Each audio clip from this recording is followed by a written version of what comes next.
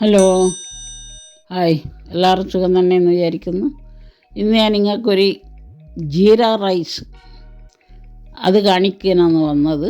നിങ്ങളെല്ലാവരും ഉണ്ടാക്കുന്നുണ്ടായിരിക്കും, എന്നാലും വെറുതെ ഞാൻ ഉണ്ടാക്കുന്നത് നിങ്ങൾക്കൊന്ന് കാണിക്കാം. ഇതാ, സ്റ്റൗ കത്തിക്കുക, പാത്രം വെക്കുക, അതിൽ പച്ച വെളിച്ചെണ്ണയോ ഓയിലോ എന്നാൽ നിങ്ങൾക്ക് ഇഷ്ടം അത് ഒഴിക്കുക. അതിൻ്റെ ശേഷം കുറച്ച് പശു നെയ്യ് ഒറ്റിച്ച് കൊടുക്കുക. അതിൻ്റെ ശേഷം നമ്മൾ അരി, ബസ്മതി അരി, ബിരിയാണി അരിയില്ലേ, അത് നല്ലോണം കഴുകി വൃത്തിയാക്കി വെച്ചിട്ടുണ്ട്.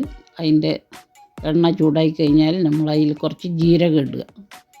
കുറച്ച് കൂടുതൽ ജീരകം, എൻ്റെ കുറേ വേണ്ട, ഒരു 2-3 നുള്ളി ജീരകം അതിലിടുക. ജീരകം നല്ല പൊരിയുന്ന സമയമാകുമ്പോൾ നമ്മൾ കൈയരിച്ച് വെച്ച ഈ ബിരിയാണി അരി അതിലിട്ട് കൊടുക്കുക.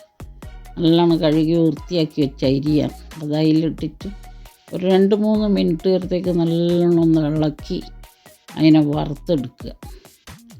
ഇളക്കി വറുത്തെടുക്കുന്ന സമയം കൊണ്ട് നമ്മൾ ആ അരി അതേ ചെമ്പിൽ ഒരു പാത്രം വെള്ളം അടുത്ത ഗ്യാസുമ്മേൽ വെച്ച് തിളപ്പിക്കുക. അപ്പം നിങ്ങൾക്ക് നല്ലോണം ഒരു 5 മിനിറ്റ് വറുക്കണം ഈ അരി. ഒരു 5 മിനിറ്റ് ഇത് നല്ലോണം ഒന്ന് വറുത്തെടുക്കുക. അപ്പോൾ അതിൽ കുറച്ച് ജീരകം ഇട്ടിട്ടുള്ള ഇതായതുകൊണ്ട് സാധാ ചോറിനെക്കാട്ടും ഒന്നും കൂടി നല്ലതാണ് ജീരകം കുട്ടിയൊക്കെ എല്ലാത്തിനും.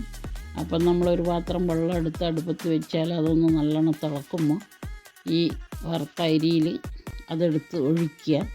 അപ്പോൾ എത്രയാണ് നിങ്ങൾക്ക് വെള്ളം വേണ്ട അത്ര വെള്ളം ഒഴിച്ചതിന് ശേഷം അത് ഇളക്കി അതിൻ്റെ ഉപ്പ് നോക്കിയതിൻ്റെ ശേഷം അതിനെ മൂടി വെക്കുക. അപ്പോൾ മൂടി വെച്ച് കഴിഞ്ഞാൽ അത് തന്നെത്താൻ അതിൽ സെറ്റായിട്ട് വരും. വെള്ളം വറ്റി വരുമ്പോൾ നിങ്ങൾക്കൊന്ന് ഇളക്കിയെല്ലാം ഇട്ടിട്ട് പിന്നെയും മൂടി വെക്കാം. അപ്പം അങ്ങനെ അതിൻ്റെ 5 മിനിറ്റ് കഴിഞ്ഞാൽ നമ്മളെ ജീരക റൈസ് ആയിട്ടുണ്ട്. ആ വെച്ച വെള്ളം ബായ് എന്നാൽ ഞാൻ വേറെ ഒരു ഡിഷുമായിട്ട് വരാം.